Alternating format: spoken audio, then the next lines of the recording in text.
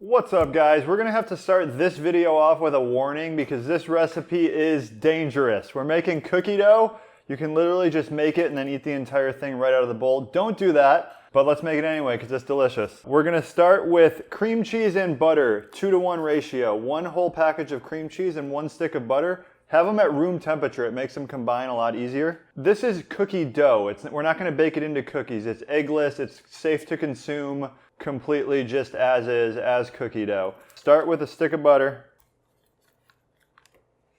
It's almost like a fat bomb, like it's pretty high fat. And then as far as cream cheese goes, we're using the full packet. I like it in the Philadelphia brand. It tends to be the lowest carb and just the best ingredients. Go right in with the full package. Now I like to start by fully combining the cream cheese and butter. So we're just gonna use a hand mixer and do that now.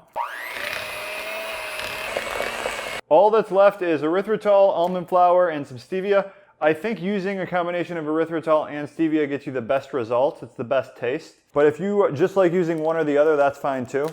So we're just gonna use a 1/4 cup of erythritol and 20 or 30 drops of stevia. I just like to kind of toss it in. And this is like my favorite sweetener to use, guys. The liquid stevia. We get it on Amazon. It's concentrated.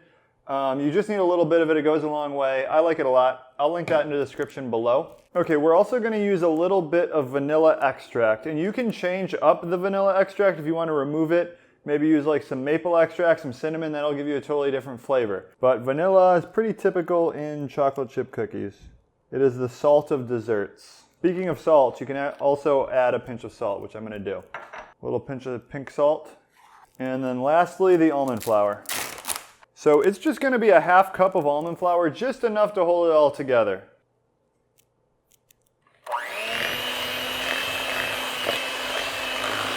As you can see, guys, super simple recipe. This is basically it. Now, what do you want to add into it? We're going to add chocolate chips. The best brand you can really get chocolate chip-wise from the grocery store is Lily's. It's sweetened with erythritol and stevia. You can find it at Whole Foods. You can get it online too. But I personally like using these Baker's chocolate bars. It's not sweetened at all. It's just super bitter chocolate. A lot of people write us in saying they don't like it. But if you are like a true dark chocolate fan, you can throw some of this in there. You can also just do like nuts would be really good. We're gonna do just a 1/4 cup of Lily's chocolate chips. I'm gonna eyeball it. Right about there. That's about good. You know what? There's not much left in the bag. Let's just do the rest. Now we're gonna take a spatula and just fold it all together. Now what we are going to do is just kind of push this all into the middle so it's easier to deal with. We're going to put this in the fridge for about 30 to 60 minutes so it's easier to scoop into portions. We're going to use a cookie scooper and we'll come back. We're going to pop this in the fridge.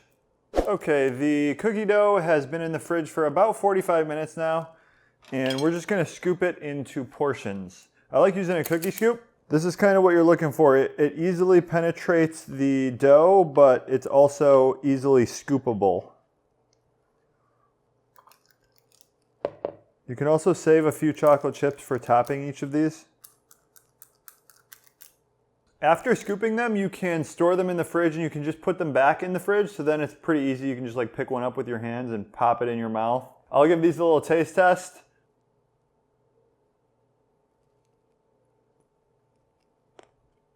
Those are delicious. They're almost a little bit in the realm of cheesecake. Like you get a little cheesecake flavor in there from the cream cheese. Commonly, chocolate chip cookies have like a little bit of molasses or something in them. So I find that adding maple extract, just maybe a 1/2 teaspoon, really gives you that same flavor without any of the sugar that you get in molasses. So you can go that route if you want to try that. Yeah, don't try baking these.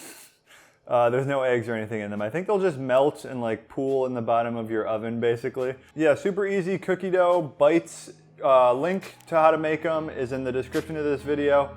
Let me know what you think.